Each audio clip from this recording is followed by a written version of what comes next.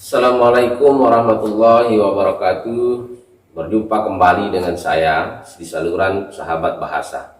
Pada kesempatan ini kita akan membahas pembidangan ilmu linguistik dilihat dari sudut pandang waktu pengkajian terhadap objek yang dikaji. Berdasarkan sudut pandang ini, subbidang linguistik dibedakan menjadi dua, yaitu linguistik sinkronis dan linguistik diakronis. Linguistik sinkronis adalah mengkaji suatu bahasa dalam kurun waktu tertentu. Ada dua kata kunci dari definisi ini. Yang pertama, mengkaji suatu bahasa. Kata kunci ini menyiratkan bahwa pengkajian dapat dilakukan terhadap bahasa Indonesia, kemudian terhadap bahasa Sasak, bahasa Bali, atau suatu bahasa tertentu. Kata kunci yang kedua adalah pada kurun waktu tertentu.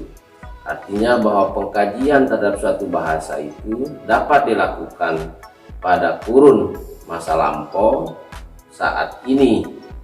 Artinya bahwa secara sinkronis pengkajian terhadap bahasa Indonesia misalnya dapat dilakukan pada kurun tahun 1928 atau pada masa tahun 1945 atau kondisinya saat ini.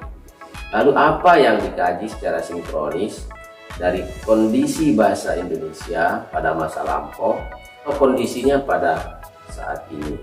Pengkajian terhadap suatu bahasa dalam satu kurun waktu itu dapat dilakukan terhadap sistem tata bunyi bahasa itu, sistem tata kata bahasa itu, sistem tata kalimat, sistem tata makna, dan sistem perbendaharaan kata.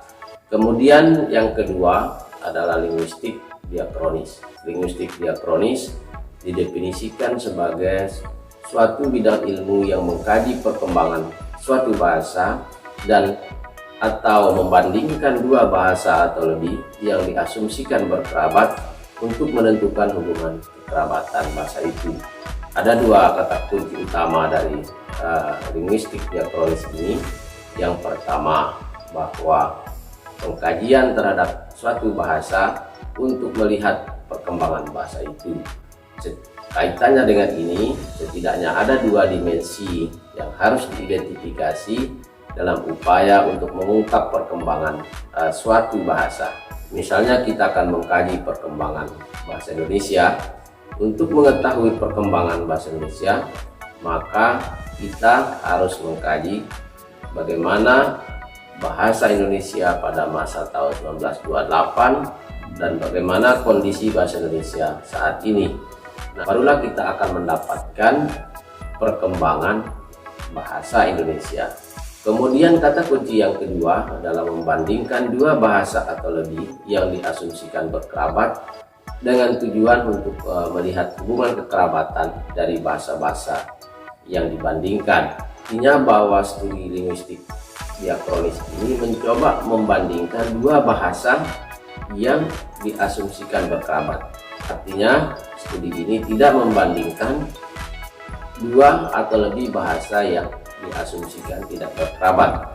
Misalnya membandingkan antara bahasa Sumbawa dengan bahasa Inggris, maka kita tidak mungkin akan menemukan kesamaan dari dua bahasa ini, karena tujuan dari linguistik diakronis itu adalah menentukan hubungan kekerabatan. Bagaimana mungkin kita akan menemukan hubungan kekerabatan dua atau lebih bahasa yang kita bandingkan itu tidak berkerabat? Persoalannya adalah bagaimana kita bisa mengetahui bahwa dua bahasa atau lebih yang kita bandingkan itu berkerabat. Seorang ahli bahasa yang berkecimpung dalam linguistik historis diasumsikan telah mengetahui kelompok-kelompok bahasa yang ada di dunia, termasuk kelompok-kelompok bahasa dalam skala kecil, misalnya bahasa-bahasa yang ada di Indonesia. Demikian yang ingin kami sampaikan pada kesempatan ini. Kita bertemu kembali dalam saluran Sahabat Bahasa. Wassalamualaikum warahmatullahi wabarakatuh.